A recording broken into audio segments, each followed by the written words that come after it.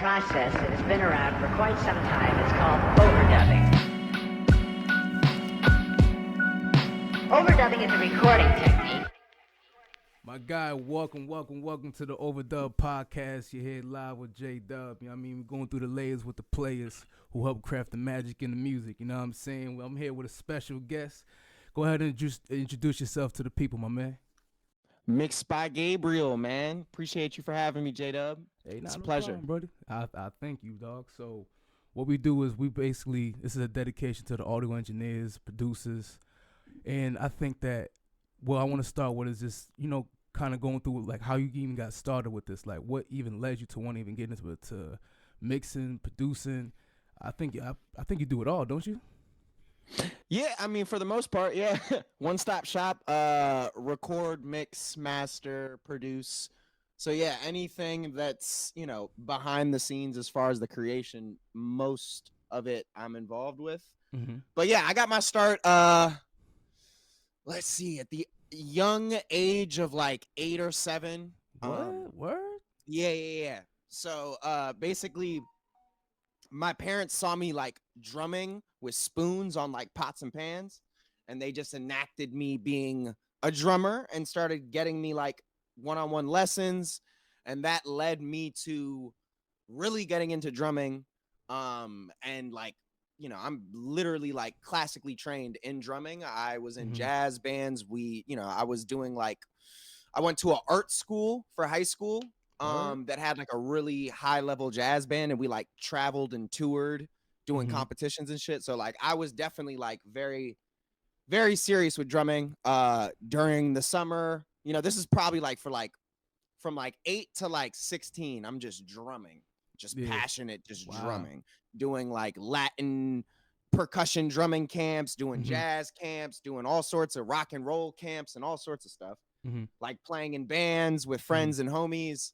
And that kind of led me to like, once I got to like 15, 16, I was trying to like be in a band and take it serious, realizing that, a lot of people don't have the same vision or passion as me to make it like a full-time band. Right. And I was just like in a place where I had to basically pay for studio time for rehearsing with my band members. And it just didn't make sense. So I was just like, why not?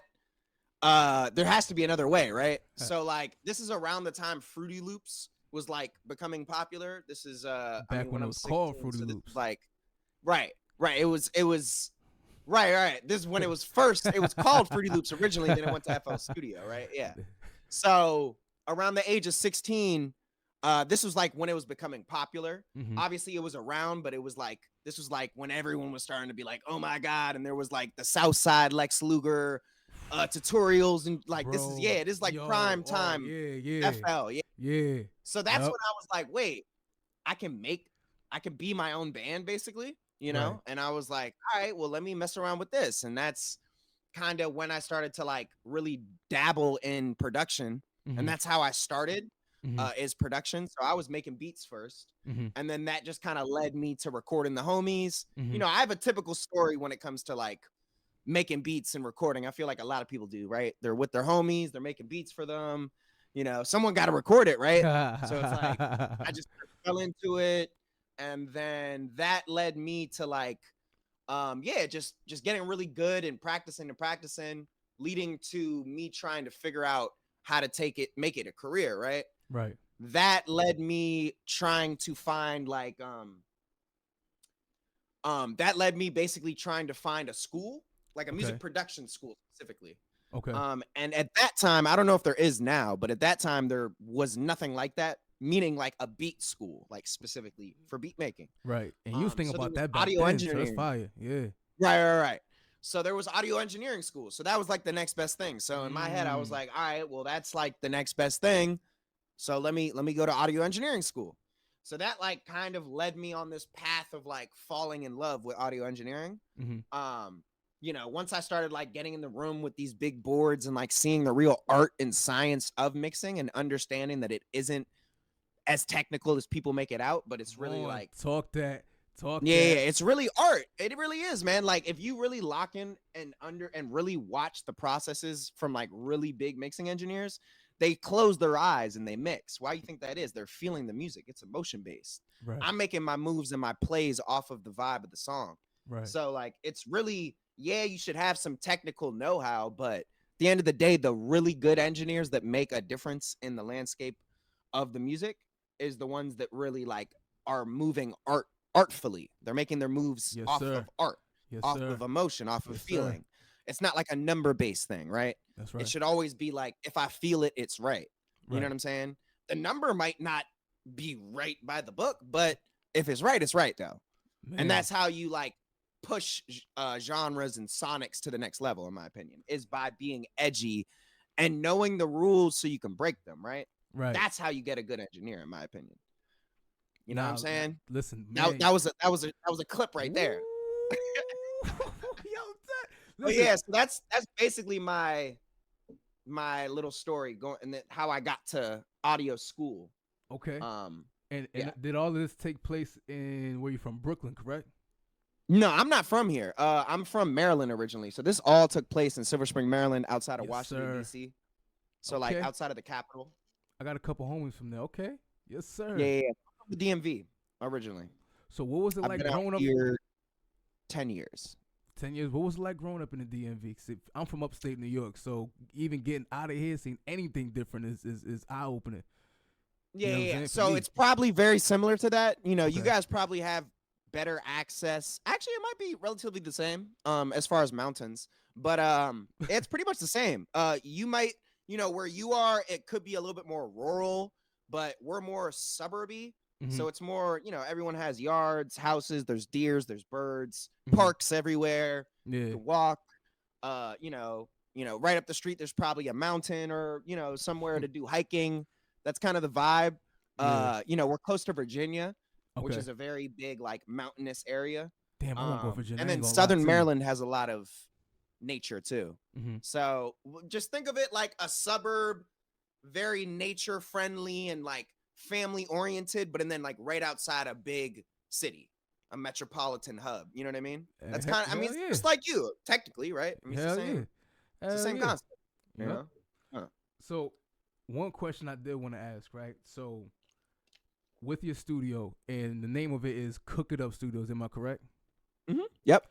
So, let's talk about when you say breaking rules, right? What's some rules that you feel like nobody should break when they go into a studio, especially your studio?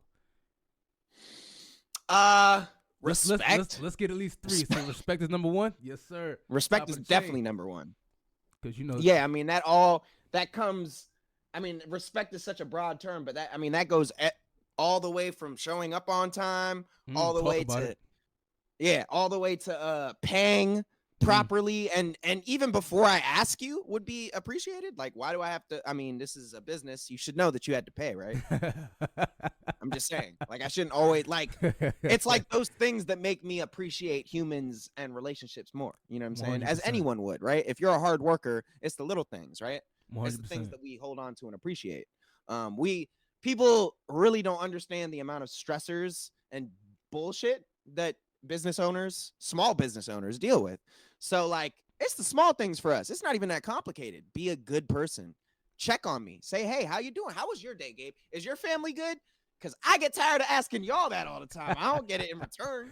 You know what I'm saying? I'm always, you know, on the upbeat, but that, you know, that's part of my job, but it doesn't hurt to ask how I am doing. You know what I mean? Like, just be a good human. It's not, I don't think that's that far-fetched of a concept. Nah, Check in on other people. Might be a little too much I mean, to ask these days. it is far-fetched these days, but yeah, man, just like show up on time, you know, tip your engineer. How about tip? How about we talk about that? Let's talk about You know it. what I'm saying? Let's talk about it. So tipping, I mean, you got to think about it, right?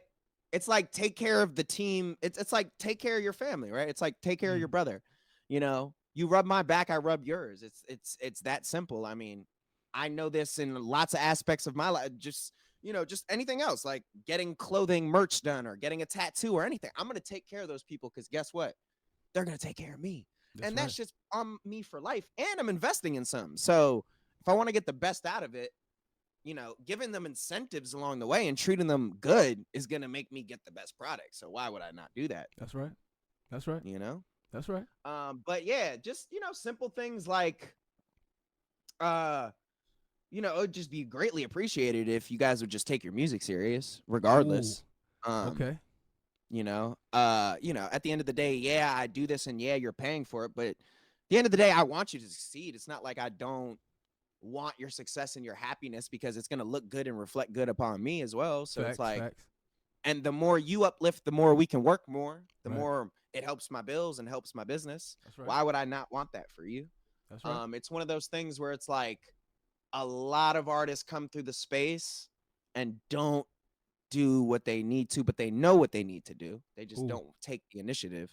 And there's, obviously I can't force people to do things, but yeah, there's lots of things. Like one of the biggest things, just off the top of my head, I'm not even gonna go as far as say I'm not even gonna say consistency or content. I'm literally just gonna say dropping music Ooh. in general. You know how many artists just like come and just record and don't drop their music? So how does that make Actually you sad. feel as an engineer? I mean, all right, so let's say you do get paid, right? So yeah, maybe you shouldn't feel no type of way. But because you actually care, what do you think an audio engineer should feel a way if the songs that they do even get paid for don't drop at all? Like, should you only care about the money? Like, if you care about the craft that much, should an audio engineer have any real investment I mean, and feel a way if they don't if drop it? if someone just came in and did some like half-ass bullshit and didn't spend good money and like really lock in with me, I honestly don't care that much, to be honest with you, just because you're kind of like just skimming through it. It's like what I said, right? Right. It's like you're just expecting this monumental great thing and you're trying to be cheap with me and you're trying to rush me. So like those, no. Right. You know what I mean? Why would I? Right. Because I didn't even get the chance to put my passion into it because you didn't allow That- me. that's You a literally fact. just tried to come in and out. So it's like our relationship isn't that deep yet, is all I'm saying. Like you didn't even invest into me for me to invest into you. Right. I didn't Feel even that. have the chance. I feel So my heart's not in that as much, right? But Okay. on the flip side, I'm putting my all and mixing and adding all these little cool things and like taking my time on this record. Yeah, I'm gonna feel away. that. I want people to hear it. I want people to experience what That's I did right. and what I was able to uplift of yours. I really care about this, and I really like will spend multiple days on a record, sending it to my my partners or mentors or people I look up to, getting advice, going back in, tweaking, because I'm passionate. Mhm. So yeah, that's gonna hurt. That's like it was their baby, right? Yep. But and then I like slightly adopted it. Just never sees the light of day. You know what I'm saying? It's like both of our kids now, and then you just like gave it to another family. You put it in the orphanage and you was just like, you know what I mean? Like, bye. It's like, all right, damn, bro. I was feel kind you. of starting to like this baby. But that's actually a good analogy, honestly, though, because if you think about it, what that is love and attachment. You get what I'm saying? First of all, just to have love in this is my personal opinion, right? Just to support what you're saying. To be an audio engineer, man, I think the most crafty and the most beneficial person on your team is the audio engineer when you are an artist. My personal opinion. Mm-hmm.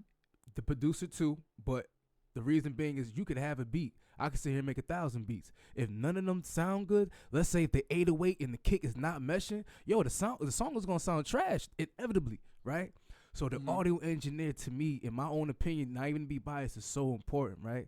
And I think that not enough people take that serious enough. Not enough people, like you said, appreciate us to come in and they want to disrespect the audio engineer. They'll have extra entourage that don't even have anything to do with the session coming in, affecting the session.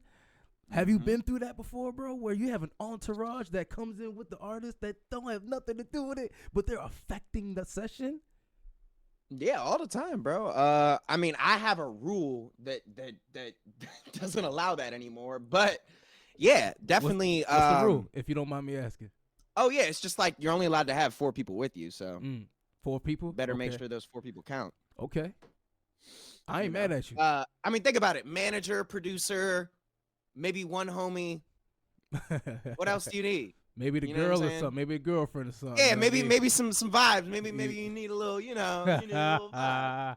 That's cool. I'm not against that. But the 5 guys that are just your homies from the block who've been Sandbox Boys or whatever, your home. That's great. Y'all can hang out after though. This is an office. This is a business. This is a 9 to 5. You know what I'm saying? Yes, sir. This is. I mean, yeah, it needs to be treated like a 9 to 5. That's why, like, I like my hours reflecting that too. Like, I'm not a big lady. You know, I like making this concept of making it a job, like a 9 to 5. You do that, you go back, you see your family, right? That's right. You cook dinner, normal stuff, bro. This is a Cooking up job, studios. though. That's why I like being in there, reflecting regular job hours. 100%. There's no reason. The only reason you need to be in there late is if you want a press run and you on tour, bro. But all of y'all trying to come in late aren't. That's 100%. Just to be honest. I feel that. Because think about it. If we're talking scientifically, you're the freshest and most productive earlier in the day, right? Yes, sir. So, yes, sir. Yeah, they like to push this concept, oh, I'm more creative at night. Maybe that's so, but you're going to get way less done. I don't think too many people actually realize what you just said, bro. That was a bar and it was an education lesson in this. When you have, let's say, an artist, right? And yes, late night studio sessions are a vibe. I can't even front, right? They are cool in the vibe. I'll agree with that, yeah. But I think that if more people weren't in as of a rush, one, and two, were more into the art of mixing, like you just said, we're better off in the morning mixing it, you know, or the better time in the day. So even if we record tonight, don't rush me to get it today. I mean, hey, you can do what you want, but if you rush me to get it today, maybe it'll sound better if you got it tomorrow morning, or at a fresher time of the day. So I feel you, 100%. Bro. I feel you. I mean, it's like, it's not even like, it's one of those things where like, there's not even much to debate about. Like, if we scientifically talk about brains and anatomy and stuff, not for real. Actually are the freshest at these hours. So it's like, you get the most done. You're the most productive. Why do you think big CEOs are up at 5 a.m., bro? They know 5 a.m. to 10 or 11 is prime peak work. You know what I'm saying? That's when you're just, you know? Yeah, so it's not even that you don't have really good vibes or creative concepts at night. I'm talking about being productive and getting songs done back to back to back. Arrangement, hook, verse, being really concise. That's what I'm talking about. That's not about to happen late at night, bro. You can try to sell me that. It's not gonna happen. Maybe for an hour. Right. But y'all be trying to do these big blocks, bro. It's not happening. So when artists do big blocks, right? So if we talk about the science and the art of mixing right together, when people do big blocks, how often do you think an audio engineer should take a break, and how important is it to take a break, and how does that relate, do you think, to the artist when you need to take a break? I mean, I honestly and truly think everyone should take a break in a session. I think that those breaks are essential. Like me and the homies, when we're locked in, you know, just like doing our regular thing on big blocks, working on albums, like we'll take a lunch break. You know what I'm saying? We'll all eat together. We'll all get some like salads or some healthy shit to keep us, again, diet, healthy, fuel. yes, sir. Yes. I mean, it's a job, yo. So it's like, look at any big successful person. Okay. All these concepts they believe in too. So it's not like I'm just pushing, you know, things that help you be better and get more done. I love it. You know, I love it. So, but yeah, we take breaks, man. Like I'll even take periodic bathroom breaks, but not even go into the bathroom. Just like walk around a bit, go up the street.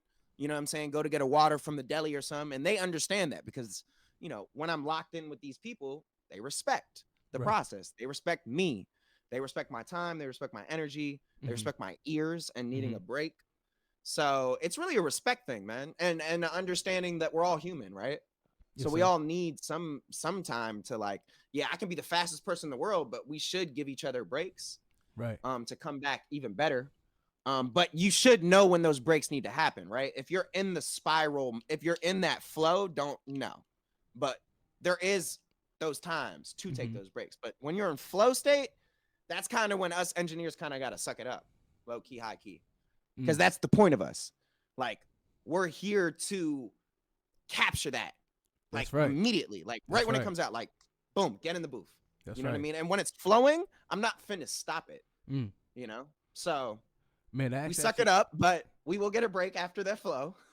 Which is actually a great segue into my next part, bro, which is the responsibilities of the engineer. As you just said, bro, you got to keep it flowing, right? Do you believe what do you think is maybe 1 to 3 top essential things that's important for an audio engineer to know about being responsible in the studio? Well, first of all, you need to make sure that I mean, you got to think of the audio engineer as kind of like the leader of the ship in a lot of ways, right? Talk about it. So like, remember how you said you felt like the audio engineer is the most essential piece? I would agree with you, and the reason not to be biased, but the reason I would specifically agree with you is because nowadays, who's in the studio with these artists? It's just the engineer. So what that means is that everything falls down on me. That's All that happens is, no offense to y'all producers, but there's not that many of y'all in the studio and 100%. locking in these days. Right? 100%. So it falls on me. That means all I got is a 2-track. I don't know the producer. Mm-hmm. So 9 times out of 10, I have to arrange shit or I have to change things according to the artist. Right. I have to be on top of that artist and make sure we're getting things done. I am the center of everything. You know what I'm saying? If you think about it, I'm running the spaceship, even the beat side, because you're not involved. So all these things fall on me. Especially if there's no stems too, I got to make shit work. Right. 9 times out of 10, these artists are just getting these random beats, don't have connections with these producers. So that's right. At the end of the day, the engineer is becoming the producer by default. If you think about it, if there's no producer in there, who's producing this? That's right. It's me. And it happens way more often than people think. I'm directing the ship, you know? That's right. And think about it, right? Not to cut you off, but think about it, right? If you were in the studio and you just would have, let's say even with somebody that you're very familiar with, but you get a beat from Joe Schmo off of the internet, right? But this person really loves this beat. Now what, right? So you want to sit there and let's say maybe turn the kick up a little bit, maybe turn the snare down a little bit, but the best thing to do is get the stems, but you can't get the stems. You know how annoying that is to have to try to reach out to somebody who might not even reach back? I've actually personally been through that. I don't know if you've been through that, but man, like I've loved a couple YouTube beats, bro. And the thing about it was, I tried to reach out to, even buy it, fall out right. Yo, people either just never responded. Of course, I'm not mad at somebody's price, but if it's way out the range, then it's like, so now I'm just, kind of stuck. I don't know if you've ever felt like that. Have you? Personally, so obviously I'm not the one directly copying the beats, but happens all the time, what you're saying. So lo and behold, right, I tell every artist that comes in, like typically artists will come in not knowing much about me, meaning like they're just not well versed that I do everything and I have beats on Smash, so you could just get it from me. But they don't know that, so they come in with these situations already brewing, so I can't do much about that. They already spent their money. But what happens is I end up getting stems. Yeah. I mean, that's the thing that people don't understand. So even the sound selection directly affects the mix. Yes, sir. So even the way they bounce the stems and mix the stems affects the mix and the song. Meaning, I had this happen the other day, bro. The 2-track sounds great. It's mixed great. You obviously put some sort of mastering device on your master bus, meaning you didn't actually mix the beat. That's right. So the stems are very low. They were going to a mix bus that you probably put a God particle on. Right. Right. And it just made everything loud and bump. Great. But now you're exporting these stems and all the stems don't reflect that. So now they're all like -12 or like just low. So now I'm having to like gain shit up, and that's just creating more noise and sound and just making it sloppy. I'm just giving you an example of like the type of shit that happens. Right. So it's like, and what can we do about that besides we don't have direct connection with him? We're just emailing him and hoping he comes through. That's right. And fixes the issue. That's right. So it's like we could do that, or you could work with a mixing engineer who's a producer also, who can give you a beat and never have that problem, because I wouldn't do that to you because I'm a mixing engineer. I'm going to have to make it loud. See, the thing is, like, the way the stems come directly affect my master and how loud the LUFs are and the dynamic range of the song. And people don't understand that. So directly how they bounce out the stems and how the stems sound and how, like, dB wise, volume wise, is going to directly affect me. So it could be too much and too fucking distorted, and basically there's no movement in the low end anymore because you fucking clip the fuck out of it, the stems. I get those stems, but and then I get stems that are extremely low. Right. And both of these situations cause problems. Right. So it's like it would behoove you Right. to work with a producer that actually has some know-how of mixing. Yes, sir. Because a lot of producers, no offense to y'all, I mean, at the end of the day, look. It's all offense, bro. Nah, that's so. Nah. At the end of the day, we're that crazy. trying to make a good song together. And the more you don't try to educate yourself in my realm, Yep. the more we're just bumping heads. Right. You know, we all want a good sounding record. So Yep. why don't we just like help each other out? You know what I'm saying? Mhm. How do you feel about what artists and ego, and when it comes to their demands in the studio, when even stuff demands like that? Yo, I want it to sound like this. I want it to be this loud. But from a technical standpoint, it doesn't sound good when it gets that loud, and you probably don't recommend it. But they're just insisting on just having it their way. How do you interact with people like that? What do you? Yeah, that's a tough one. That's a tough cookie. I've been around the block a lot of times, and I've had those artists, Mhm. and I've tried to fight those battles, and Probably literally they too. don't usually win. No, I mean, like, I don't usually win. I'm just like, all right, dude, like, you're just gonna have to like go to someone else, or I'll just provide them the best I can to the best of the ability I can, and they just have to suck it up. The worst thing that can happen is and I have been a victim to this, but I've learned over time, is letting an artist make you do something that you do not want to do. That's probably the worst thing. I rather give you to another engineer before you force me to make something. And it has happened to me one time in my past. I did a full project and I mastered it, and it is extremely fucking loud and distorted. And he wanted that. So Yeah. But yeah, it's not a good feeling. It feels horrible, bro. How many songs do you think it was for that? Was it just one song? It was an album. It was 12. 12 songs, and they was all just kind of just banging, bumping, just not hitting. I mean, it's loud as shit. I'm just saying it's distorted. Like, it's literally like clipped. The low end is clipped. Meaning when you listen on system, it's like feels like it's hitting a wall, like Right. the 808. Like, Right. So it doesn't have life, is what I'm Right. saying. It's loud, yeah, but it has no movement because it's fucking flatlined, bro. So everybody take note, man. When you try to get a song too loud and it starts clipping, don't take the life out of a song. That is one of the Yes. most important tips I want to make sure I give it. Do not ask an audio engineer to extend your song so much to a point it does not have any life and movement no more. It's so important.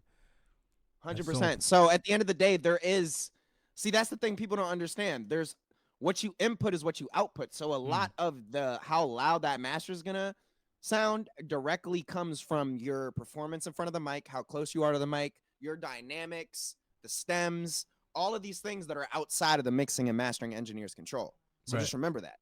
Right. A lot of things are dictated before it even gets to them. Okay. You know what I'm saying? Yes, sir. But at the end of the day, a really good mastering engineer knows how to keep dynamics and make it loud. That's kind of the thing. Right. You know, there's a line. You just got to know where that line is and know when to stop. Like there is a fine line between, having some dynamics. I mean, I personally think like it's completely dependent on arrangement, right? How dense the arrangement is. Yes, sir. How open it is. Like, for example, like if there's not a lot going on in the song, it's going to be hard for me to max it out and get it crazy. But if like, for example, that's why pop songs are so loud. It's because the arrangement, so there's so many layers, there's so much going on that it makes it easier to get it loud. Right. So you just got to understand, like for me, I think a good number, depending on see, everything's genre dependent too. And a lot of these artists don't understand that. You can have a completely different loudness from a reggae song versus a pop song, or a rock song versus a trap song, or there's genre levels like that have been studied that make sense for that genre because of the arrangement style and style of music, right? That's right. There's some music that's just a vibe, and you why would you want it to be extremely loud? So you just have to understand and do your due diligence on your style of music and where you want it to be. But I think like it gets sketchy going louder than like 8 or 7 luffs, just in general. Okay. You know, That's so actually a that's very good just tip. a good rule of thumb in general. It gets dicey, meaning the louder you get, the more you're gonna need a professional mastering engineer with like $100,000 setup who really knows what they're doing. That's all I mean. Facts. You know, so like the louder you get, the more I'm gonna emphasize you going and spending more money on mastering. Because if you want to get it that loud without it just completely shitting, you need him. You Right. know, I'm a mixing engineer. I'll master it, but I'm not gonna sit here and be like, I'm gonna get you those guys masters. I'd never say that. You know what I'm Gotcha. saying? That's why when people come to me with budgets, I already have a mastering engineer in the queue for them. Ooh, so actually, I think that's actually a great segue. So, do you think that helps your business with Cook It Up Studios, or is it just maybe like a personal favor you want to do for the artist to say, hey, I already have a mastering engineer in the cut for you if you want to just so use them? Like, how does that benefit you at all? Or are you saying that just to completely I do it because them? I love good sounding music. It has no, I mean, I could easily make that money myself. Right. Okay. I have mastering equipment. What kind of master equipment you got? My thing is like I'm a big component of my mentality and my like mission statements or my brand. And one of the big things about it that I talk about all the time is everyone should have their place and their position. Yes, sir. And in order to have the best sounding records, everyone has to have a piece that they focus on. The more you overextend one person, the more it gets sloppy. So the more you ask me to do all these other things involving the mix, or, you know, maybe now I'm doing production, maybe now I'm recording, maybe it takes me out of my element, and it makes me do less of a good job when it comes to mixing because I'm already overwhelmed from hearing the song so many times. Understood. You know, mixing engineers theoretically should just come into mix. That's the best situation. Right. Mastering engineers should theoretically just come into master, and recording engineers should just be recording. That's how you get the best product, in my opinion. So you believe that everybody should specialize in something? Yes. Yeah. Yes, sir. Okay. I mean, it's the same thing with anything else, bro. I go to a tattoo artist who does Japanese traditional, bro. I'm not going to him because he does everything. You know what I'm saying? Like, I mean, it goes with nails too, bro. Like, does this girl want acrylic? I'm about to go to this acrylic person. Like, that's right. Talk about it. Thing. It goes across the board. So, like, really what's happened is because technology and things are moving so fast, people are trying to keep up with it, but don't have the budgets. Understood. So what happens is they look for solutions, and those solutions are like AI, websites, and like the dude from up the street who offers a mix, master, and recording from $100. So these things have come in place because of technology and because of like the society of consuming music so fast, you know? So people are trying to catch up. So I'm not going to blame them. They're just trying to make it work. Yep. But, you know, they would get more retention and more of a shelf life. And actually, they would compete way better and stand out more because guess what? The cheat code to all of this is we're kind of taking a step back, right? So people are taking away from the quality and the good sound of music. So what does that mean? That means the people that are actually spending more time and energy on the good quality stuff are going to actually stick out now.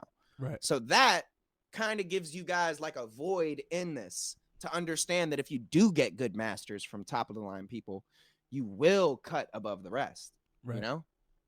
Because most people, you know, literally any way that you can be more quality and just have a better, unique signature sound. It could be working with a producer one-on-one, working with a recording engineer and only having one vocal chain. All of these concepts will make you better than the artists today, just to be honest. Because a lot of the even successful independent ones don't have the best quality, man. I mean, they're just it's a content quickness game, right? Right. So do you want to be on the quickness or the quality? It's kind of up to you, but understand that music is out forever. So, I love that. I love the point you just made about, you know, working with people and the quality. One of the questions I do got, since you mentioned as far as working with people, are you currently working with anybody, any artists, any singers, male, female, anybody in the talk in you know, anything like that? Yeah, I mean, I'm always working with people. I am very much so locked in with Bob Almighty right now. Bob Almighty, okay. Yeah. He's I checked out a few of his tracks. Yeah. Now he's fire, bro. That's my guy. he's one of the few people that, you know, I've had situations over my career where I like really lock in with someone, and it rarely has happened this well and this good and this naturally. Okay. He is one of the few situations that I feel like kind of had a perfect alignment Mm-hmm. with where I'm at and where he's at. And Yes, sir. also age plays a big role. As Mhm. someone who has worked with tons and tons of artists Mhm. and tried to partner up or build with tons of artists, Mhm. age plays such a big role. Everything from just experiences to being more open to understanding things to just being an adult, man, and being able to have conversations, heart to hearts, put your ego behind. Like, these things happen with maturity and being older in life, just in general, wisdom, Understood. you know, stuff like that.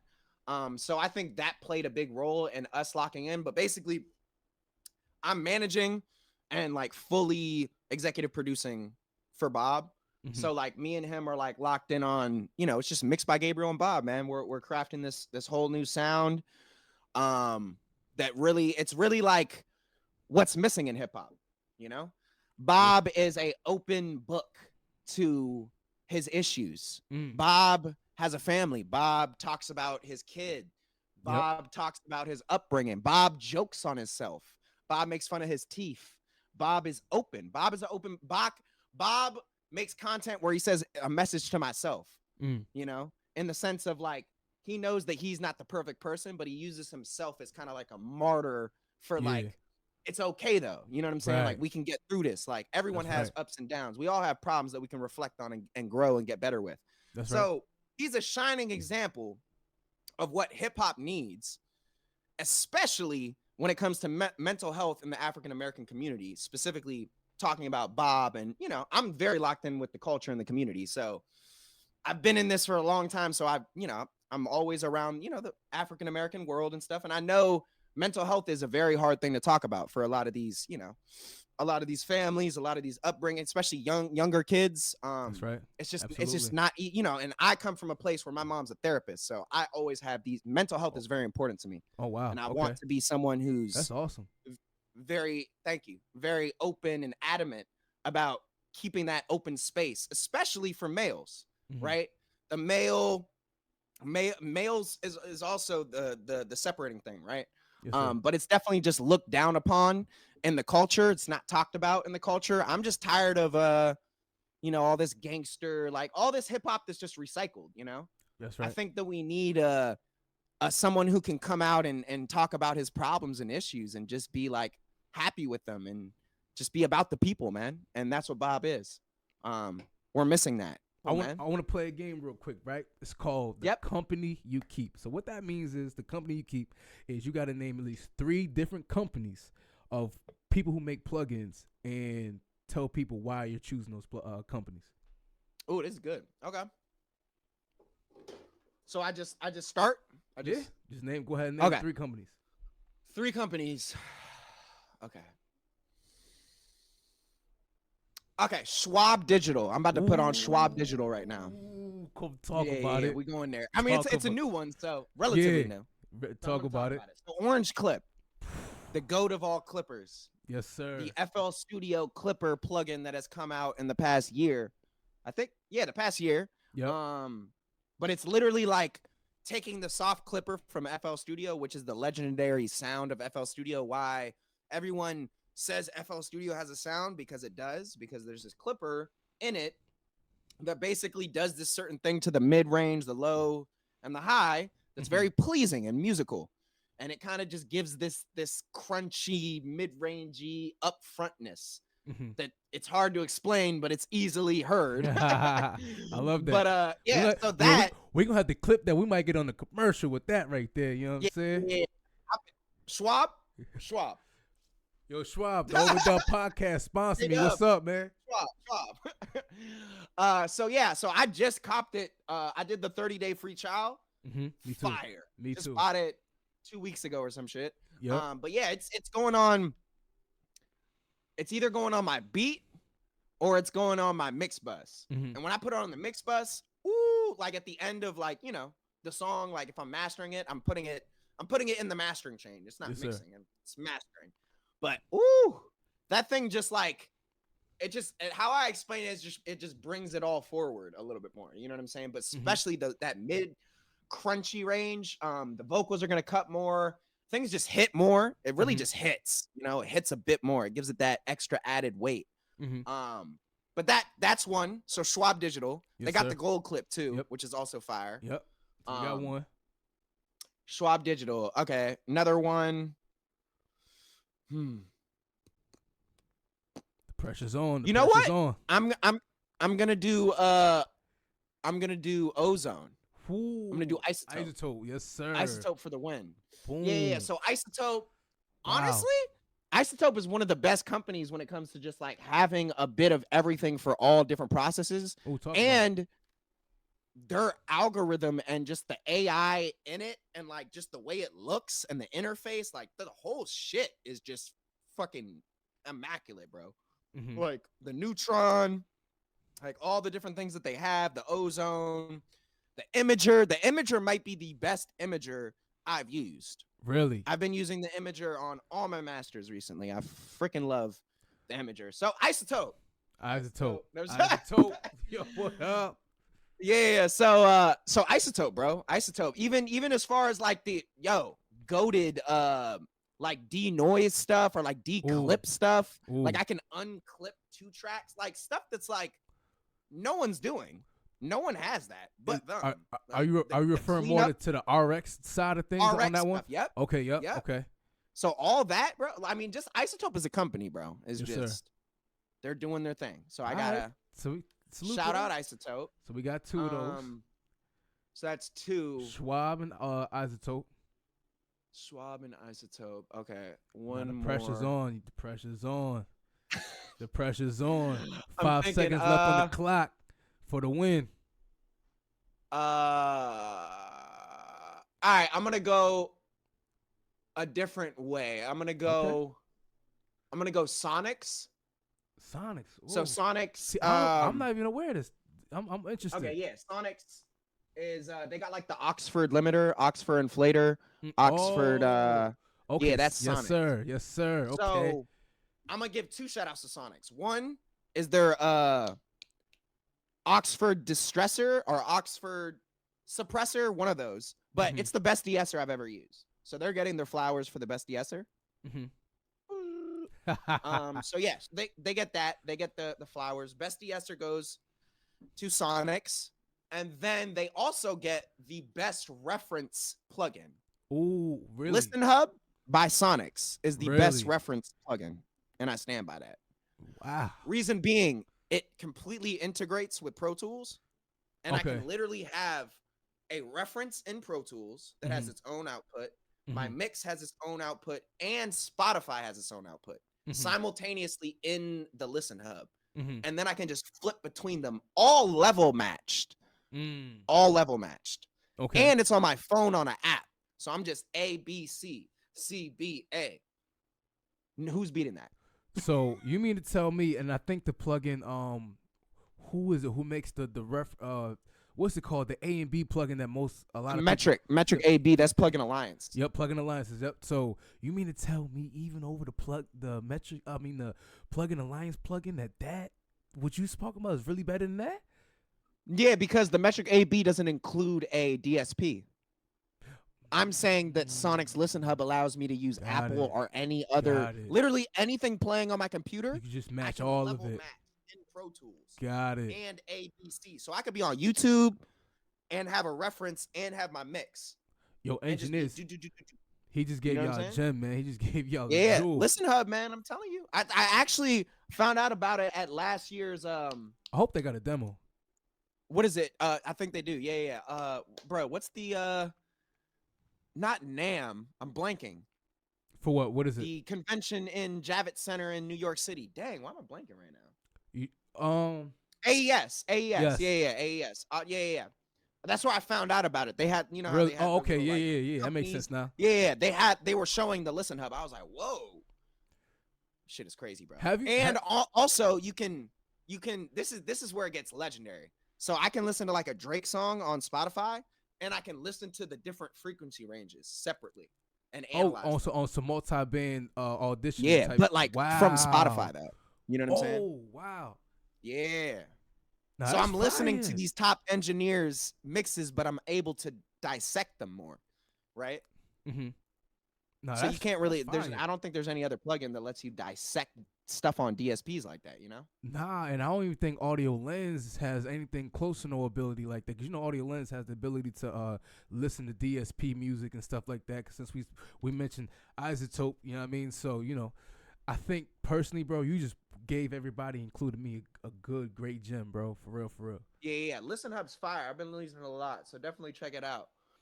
Listening volumes, I think, is very important for audio engineers and even just regular people to know how long you're listening to music for, how, like you said, distorted the music you're listening to, how, you get what I'm saying? I think, how do you feel about people who want to be in the studio all day but want to listen to it loud for majority of the time?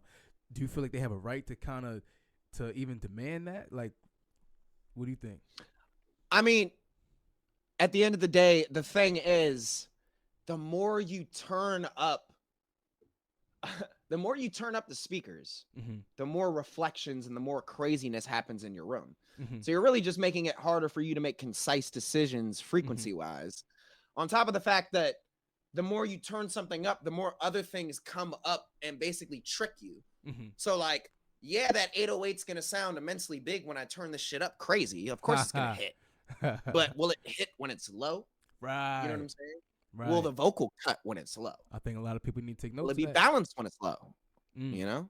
These things are what, because like at the end of the day, like we perceive different frequencies differently. So like our human ears takes mid-range, we're more sensitive to mid-range. So the more mid-range something sounds, the more loud we think it is, but it's really not. It's just the mid-range. So the more you're actually just making your ears be like, oh, this is harsh. And then I start turning down shit. And it's just like a whole thing. And then I'm battling myself. And it's just a whole thing. Right. So it'd just be way better to like keep it like literally directly in the middle. You know what I'm saying? Of your like literally 50%.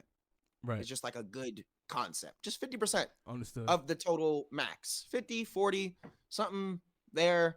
If we want to get like super technical, I got super anal once. I think it was like 84 dBs. There's like an actual like number that you can listen to that's like recommended. And I have a dB meter and I did it before, but it literally made me go to 50%. That's why I said that when I did the calculation. Right. So yeah, just like literally at a normal, like you should be able to hear everything. Right. And it should be like, the other thing is like, when you have stuff really low, it gives you a level playing field. The more you turn it up, there's something popping, you know, always. When you have it balanced, it just gives you a better like understanding of how it actually is versus the perceived concept of just frequencies bouncing everywhere and doing all this crazy shit, right? Right. You know, you're honestly just making it harder for yourself. True that. I mean, true that. You know, your room is like not having fun. What it be doing? Nah, seriously though. I feel you. All right, bro. So one thing I wanted to save towards the end, which people don't know, and if they don't, they're about to find out, is that you are actually a Billboard chart-topping audio engineer. My guy, congratulations. Thank you, sir. So with that being said, bro, can you just tell the people maybe how did that process, how did it even come together? How did you get the opportunity? What did you go through even just trying to put that together? Did you have any true pressure, anxiety? Yeah, just let us know for sure. how it went. Yeah. So basically the artist name, the artist name was Ska, SKAA.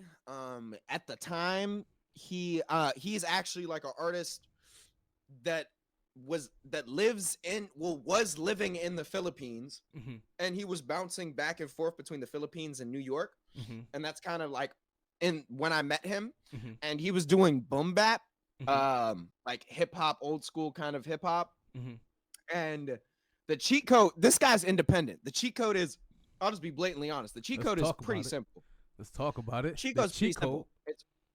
The cheat code to getting on to charting is pretty straightforward. Okay. First of all, there's a independent chart just for independent artists. It's called the Billboard Heat Seekers list.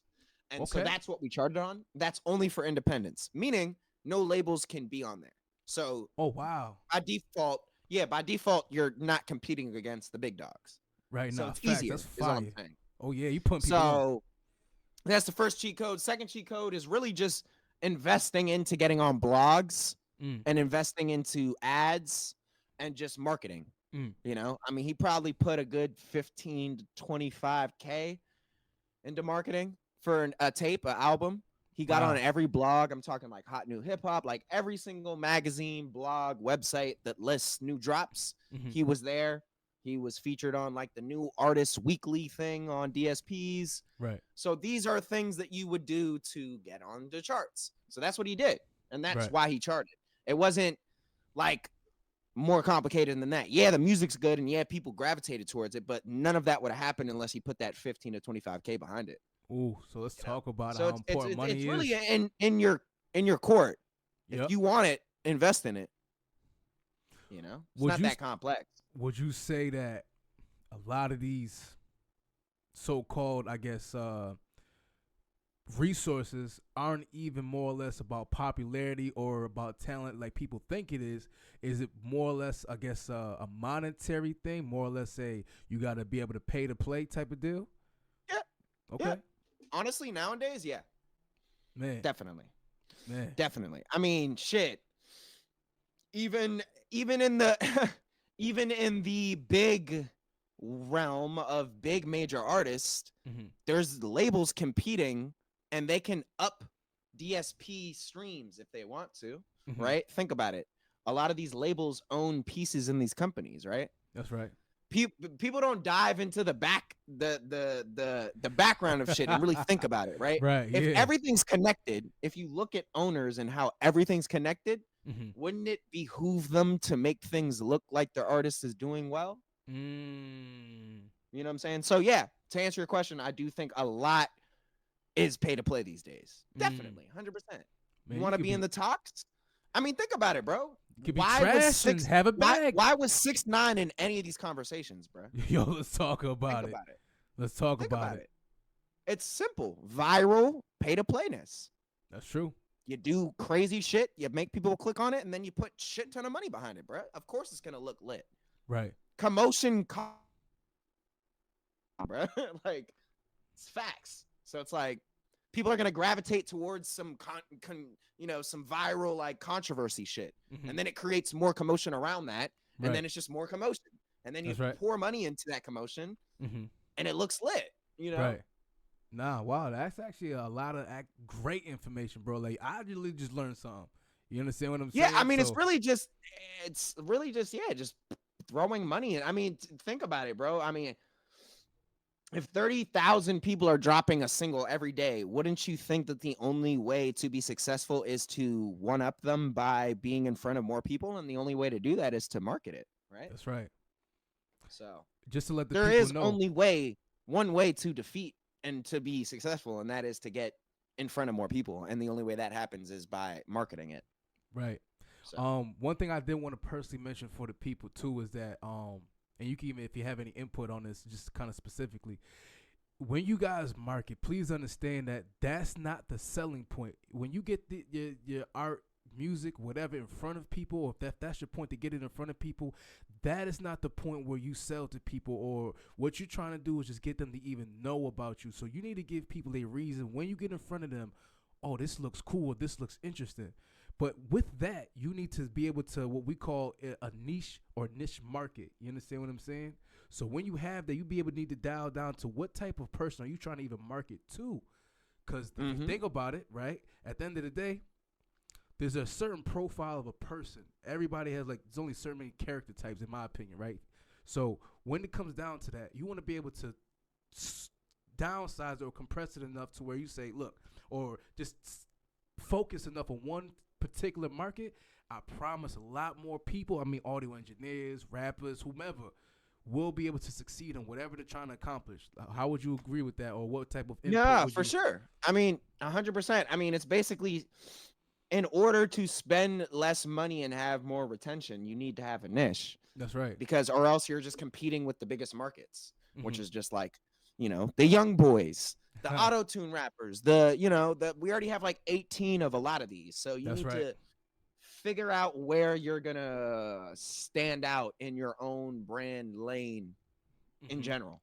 It's just That's like right. anything, right? That's right. Just like you need to do what he's talking about is market research. And Yep. any company does market research before they launch any product line. So That's right. it's the same thing for an artist. Yep. See what's out there, That's see right. where you could fit in a new thing Mhm. and push that. Yep. That's absolutely true. I Yeah. mean, even with that, since we're talking about the market, people I don't know if they know, but they're also about to find out, is that you in this market of audio engineering happen to work with a music industry artist. I think her name is Coi Leray. Am I correct, young sir? Yes, sir. How was it working with someone like Coi Leray, my G? Stressful for sure. I mean, Let's talk about it.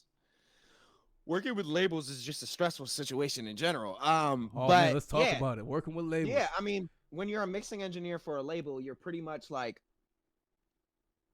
it's a little bit less in your control as far as deadlines and things. So you're Mhm. like really at the mercy of like a group chat and what's going on in that group chat between A&Rs, managers, artists, etc. So it's just, it's very stressful. You just got to be way more on your P's and Q's, way more ready to like, okay, shit, there was a last minute tweak. It's 12 a.m. Shit, it's about to be sent in. That's the energy and vibe. You know what I call that? Revision prison. When I don't know if the Yeah. labels put you through that a lot, but the revision prison is a real thing out here. No, for sure. Especially with labels, you know what I'm saying? They like to definitely like last minute make decisions and like move off the quickness. Yes, sir. And they're just like, I mean, these are big companies, so they just assume everyone will just go with the flow and get things done accordingly. Right. But the invoice makes everything better. There it is. There it is. But we ain't doing this for definitely nothing. stressful. It's not easy. I'm not gonna sugarcoat it. It's way more stressful than working with any other independent person. Understood. Because the thing is, there's actual deadlines. Right. A lot of independent artists like to act like they have deadlines, but you really don't. Right. Because there's not a shit ton of money that's waiting to be projected on ads and all these things that are dependent on that product coming out. You don't have that. You don't have tons of thousands of dollars and employees waiting for this song. You have none of that. So you really don't have a deadline. Wow. Man. So chill. We'll get it done. I feel that. Though. I mean, they have a reason to be antsy. They're Right. like really on a timeline. Like if this doesn't drop, then we have these rolling out there. Everything is scheduled, right? Yep. So it's like, it makes sense. It's a big company. Like we have multiple different parts. Yep. So if one thing does not move how it's supposed to, everything else is fucked. That's right. So yeah, it's a big company, multi-million dollars. Like it's different. Even saying that, like, you are an audio engineer who's dealt with or who's a part of a system, a multi-million-dollar system, that is actually, I think, I don't even know if you know, bro, that's actually pretty credible. That's honorable. You know what I mean? And to think about it too, we as audio engineers, I think some of us sometimes, if we're just being humble about it, we look at us ourselves as the big guys because we understand our role.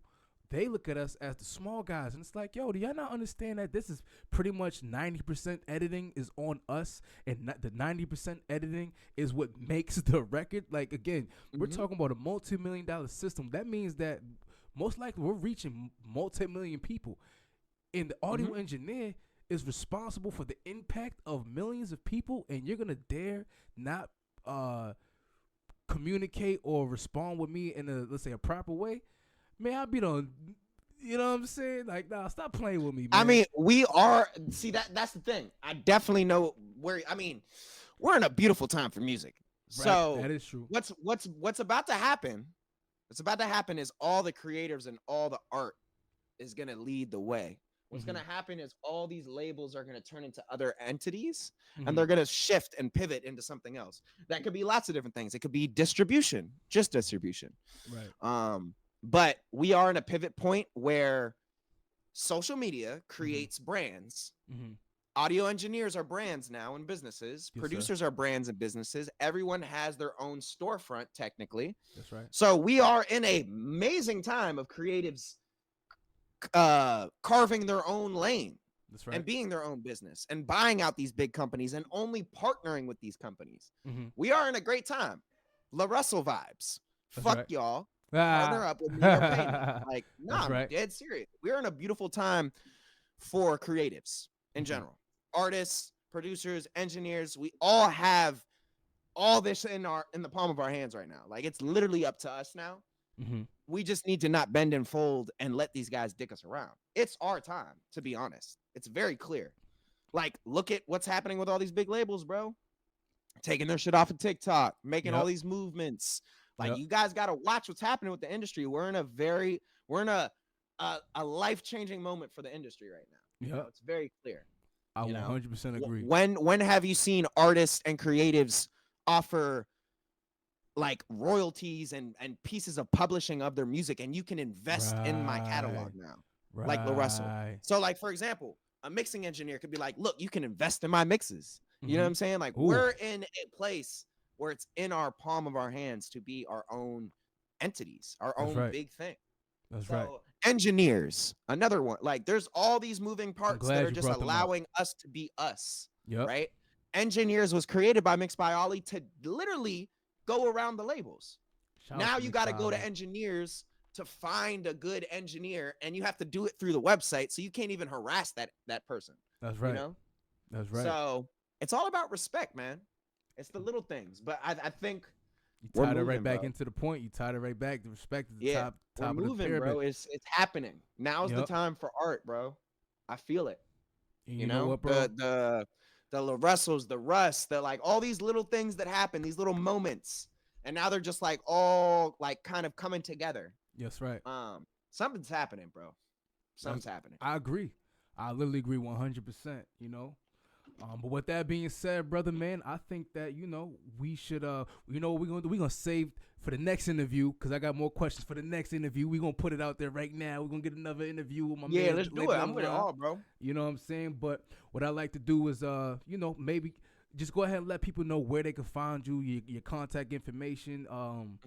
And, and also, matter of fact, just to let y'all know, my man Gabriel, Mixed by Gabriel, do you still do your mix classes, bro? Mm-hmm. Just to let y'all know, that's how I even got introduced to my man right here. He had a mixed class. Yeah, he's an OG. He's the OG. You know what I'm saying? He's a vet. He's a super vet. So, and that just lets you know, too, that with audio engineering or anything, when you're really passionate, you want to learn from people who you feel that has something that you don't have or has maybe even one up on you, which, again, goes back to the ego thing. I took my ego out of it. I'm going to let you know how I found out about you. It was a ad on Instagram, you know what I'm saying? Ad on Instagram, and then I seen what you was doing, and I'm like, you know what? The marketing was great. The message was great. I feel like it was exactly what I needed, which was somebody who can kind of take it one by one with me, you know what I'm saying? Maybe even if it's online, just if I got questions, they can answer them right then and there. So I was like, let me get in on that. Got in on that. Yeah. Went through a few classes. Personally, for me, it was a schedule where it was like when you held the classes, it didn't line up because I had to work around that time. So, folks, that's the only reason why I would say I moved on from the class personally, because I had to work during those times. But other than that, I would recommend anybody hit them up for lessons, for any type of just good information. So so I'm actually doing full on like mentorships now. So that's just like a multi-month thing. Where I'm just like kind of having weekly calls and like giving you homework and checking in. It's basically just having like a virtual manager in a sense. So that's something I'm doing. I'm also doing marketing classes, how to build your business properly, websites, email lists. Awesome. ROI, how to get your return on investments, running ads, cold calling, cold emailing, drumming up new business, building your DSP following, all these things. That's awesome. But yeah, Mixed by Gabriel everywhere. Mixed by Gabriel Google, mixedbygabriel.com, Mixed by Gabriel Twitter, Mixed by Gabriel Facebook, Mixed by Gabriel. Everything. Yeah, y'all go copy y'all template too, man. Yeah, I got templates for sale too. Listen, all that. Nothing. Even though we're gonna save this for the next interview, just so y'all know, There's nothing wrong with templates as long as y'all know what y'all using it for and understand that you still individually are you. If it's a Tory Lanez, Drake, whatever preset template, you are still you at the end of the day. All right. 100%. So, but what that can do, that can get you jump started in the direction you want to go. So that's why a Mixed by Gabriel template will be beneficial, because it will get you to start where you want to go in half of the time it would have took you to get there. Yep, it's literally helps you from A. It's just like gets you from A to B. It's just A to B, it's just man. a map. Just a You map. know what I'm saying? Come on now, talk that. Nah, but seriously though, I appreciate you having me on, man, and keep on doing the great work for the community and the creatives. And we're here watching you, J-Dub. We appreciate it, brother. Hey, thank you, brother, man. I appreciate you. And Anytime. Yeah, man. Next time, dog. Yeah, next time. Appreciate it, brother. We'll stay in All right, contact. Text me, all right? Oh yeah. In fact, y'all join the Discord. We might, whenever you got time, bro, let's cook up on the Discord, shoot some ideas back and forth right in the chat. Send me the link to it. Yeah, absolutely. Yep. So matter of fact, I'll do that as soon as we get off. And yeah, man, it's the Overdub Podcast, and we're out.